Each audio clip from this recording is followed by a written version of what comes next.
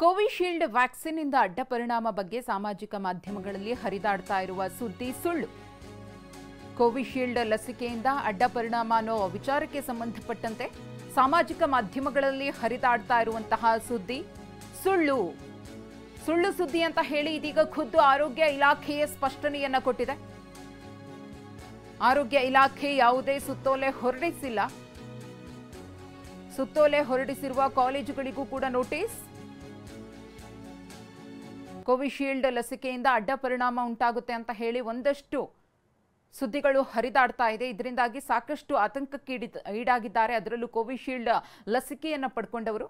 ಆದರೆ ಇದ್ರ ಬಗ್ಗೆ ಇದೀಗ ಆರೋಗ್ಯ ಇಲಾಖೆ ಮಾಹಿತಿಯನ್ನ ಕೊಟ್ಟಿದ್ದು ಸುಳ್ಳು ಸುದ್ದಿ, ಇದೆಲ್ಲವೂ ಕೂಡ ವದಂತಿ, ಊಹಾಪೋಹ ಅಂತ ಹೇಳಿ ಸ್ಪಷ್ಟಪಡಿಸಿದೆ.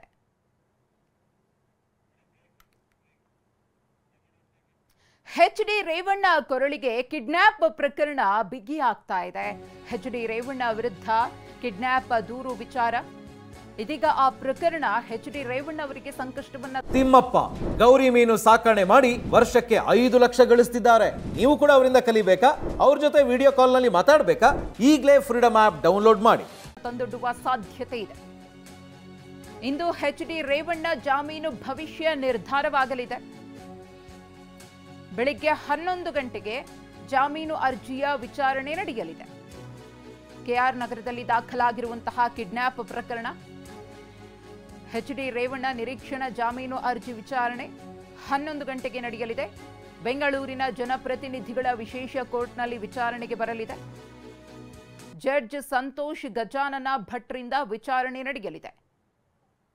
ಎಚ್.ಡಿ. ರೇವಣ್ಣ ನಿರೀಕ್ಷಣಾ ಜಾಮೀನು ಅರ್ಜಿ ವಿಚಾರಣೆ ಇವತ್ತು ನಡೆಯಲಿದೆ. ಎಚ್.ಡಿ. ರೇವಣ್ಣ ಪರ ಹಿರಿಯ ವಕೀಲ ಡಿ ನಾಯಕ್ ಅವರು ವಾದ ಮಂಡನೆ ಮಾಡಲಿದ್ದಾರೆ. ಕೆಆರ್ ನಗರದಲ್ಲಿ ದಾಖಲಾಗಿರುವಂತಹ ಕಿಡ್ನಾಪ್ ಪ್ರಕರಣ ಇದು. ಇನ್ನು ಎಫ್ಐಆರ್ನಲ್ಲಿ ಜಾಮೀನು ರಹಿತ ಆರೋಪವನ್ನ ಹೊರಿಸಲಾಗಿದೆ. ಹಾಗಾಗಿ ಇದು ಎಚ್.ಡಿ. ರೇವಣ್ಣ ಅವರಿಗೆ ದೊಡ್ಡ ಸಂಕಷ್ಟವನ್ನ ತಂದೊಡ್ಡುವ ಸಾಧ್ಯತೆ ಇದೆ. ಪ್ರಜ್ವಲ್ಗೆ ರೆಡ್ ಕಾರ್ನರ್ ನೋಟಿಸ್ ನೀಡಲು ಸಿದ್ಧತೆ. ಈಗಾಗಲೇ ಲುಕ್ಔಟ್ ನೋಟಿಸ್ ಅನ್ನ ಎಸ್ಐಟಿ ಟೀಮ್ನ ಅಧಿಕಾರಿಗಳು ಕೊಟ್ಟಿದ್ದಾರೆ. ಇದೀಗ ರೆಡ್ ಕಾರ್ನರ್ ನೋಟಿಸ್ ಅನ್ನ ನೀಡಲು ಸಿದ್ಧತೆಯನ್ನ ಮಾಡಿಕೊಳ್ತಿದ್ದಾರೆ. ಪ್ರಜ್ವಲ್ ರೇವಣ್ಣ ವಿರುದ್ಧ ಲುಕ್ಔಟ್ ನೋಟಿಸ್ ಜಾರಿ ಮಾಡಲಾಗಿದೆ. ಬಂಧನ ಭೀತಿಯಿಂದ ಪ್ರಜ್ವಲ್ ವಾಪಸ್ ಬರುವುದು ಅನುಮಾನವಿದೆ. ಹಾಗಾಗಿ ರೆಡ್ ಕಾರ್ನರ್ ನೋಟಿಸ್ ಅನ್ನ ಕೊಡೋದಕ್ಕೆ ಸಿದ್ಧತೆಯನ್ನ ಮಾಡಿಕೊಳ್ತಿದೆ. ಪ್ರಜ್ವಲ್ ಬಳಿ ರಾಜತಾಂತ್ರಿಕ ಪಾಸ್ಪೋರ್ಟ್ ಇದೆ. ಹೀಗಾಗಿ ಪ್ರಜ್ವಲ್ ರೇವಣ್ಣಗೆ ವೀಸಾ ಅಗತ್ಯತೆ ಬೀಳೋದಿಲ್ಲ. ರಾಜತಾಂತ್ರಿಕ ಪಾಸ್ಪೋರ್ಟ್ ಅನ್ನ ಬಳಸಿಕೊಂಡು ದೇಶದಿಂದ ದೇಶಕ್ಕೆ ಪ್ರಜ್ವಲ್ ರೇವಣ್ಣ ಪ್ರಯಾಣ ಬೆಳೆಸಬಹುದು. ಹೀಗಾಗಿ ಪ್ರಜ್ವಲ್ ಬಂಧನಕ್ಕೆ ರೆಡ್ ಕಾರ್ನರ್ ನೋಟಿಸ್ ಅನ್ನ ಜಾರಿ ಮಾಡೋದಕ್ಕೆ ಎಸ್ಐಟಿ ಟೀಮ್ನ ಅಧಿಕಾರಿಗಳು ರೆಡಿಯಾಗಿದ್ದಾರೆ. ಸಿಐಡಿ ಮುಖಾಂತರ ಸಿಬಿಐಗೆ ಮನವಿ ಮಾಡಲಿದ್ದಾರೆ ಎಸ್ಐಟಿ ಅಧಿಕಾರಿಗಳು. ರೆಡ್ ಕಾರ್ನರ್ ನೋಟಿಸ್ ಅನ್ನ ಹೊರಡಿಸಲು ಮನವಿಯನ್ನ ಮೊದಲಿಗೆ ಮಾಡಿಕೊಳ್ಬೇಕಾಗುತ್ತೆ. ಸಿಬಿಐ ಇಂಟರ್ಪೋಲ್ ಮುಖಾಂತರ ರೆಡ್ ಕಾರ್ನರ್ ನೋಟಿಸ್ ಜಾರಿಯಾದರೆ ಆರೋಪಿ ಬಗ್ಗೆ ಮಾಹಿತಿ ರವಾನೆಯಾಗುತ್ತೆ. ಯಾವ ದೇಶದಲ್ಲಿದ್ರೂ ಕೂಡ ಆ ದೇಶದ ಪೊಲೀಸರು ಆರೋಪಿಯನ್ನ ಬಂಧಿಸ್ತಾರೆ.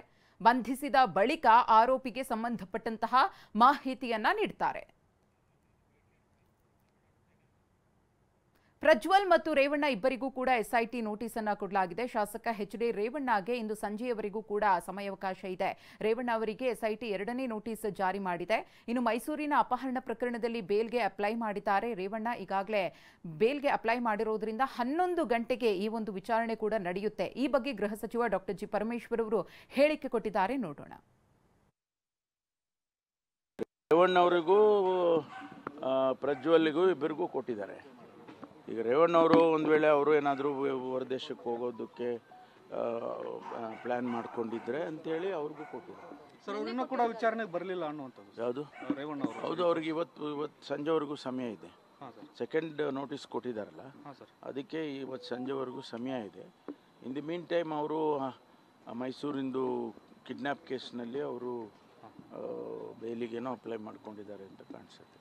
ಅಲ್ಲ, ಕಿಡ್ನಾಪ್ ಕೇಸಲ್ಲಿ ಕೂಡ ಒಂದು ಬಂಧನ ಆಗಿದೆ ಸರ್. ಅವರು ಆಗ್ತಾ ಇರುತ್ತೆ ರೀ. ಈಗ ಇದೆಲ್ಲವನ್ನು ನಾವು ಡೀಟೇಲ್ಸ್ ಎಲ್ಲ ಹೇಳ್ಕೊಂಡು ಕೂತ್ಕೊಳ್ಳೋಕ್ಕಾಗೋದಿಲ್ಲ.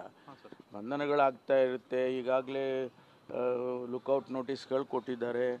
ಆಮೇಲೆ ಬೇರೆ ಬೇರೆ ಡೆವಲಪ್ಮೆಂಟ್ಸ್ ಆಗ್ತಾ ಇರುತ್ತೆ. ಪಬ್ಲಿಕ್ ಡೊಮೈನಿಗೆ ಬರೋದಿಲ್ಲ ಅವೆಲ್ಲ.